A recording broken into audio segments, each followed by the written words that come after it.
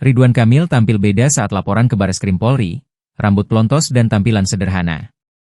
Foto-foto saat Ridwan Kamil membuat laporan ke Bareskrim Polri tersebar di aplikasi percakapan WhatsApp. Dalam foto tersebut, terlihat Ridwan Kamil tengah duduk bersama kuasa hukumnya, Muslim Jaya Butar-Butar. Mantan Gubernur Jawa Barat ini terlihat tampil beda dengan rambutnya yang dipotong pelontos. Saat dikonfirmasi, tim kuasa hukum Ridwan Kamil menyebut jika foto tersebut merupakan foto asli yang diambil pada 11 April 2025 saat membuat laporan ke Bareskrim Polri.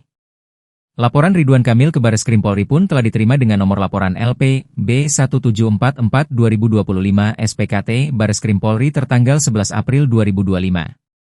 Ketika ditanya mengapa baru sekarang laporan hukum dilayangkan, Mualim beralasan jika saat ini eskalasi tuduhan terhadap kliennya sudah semakin meluas.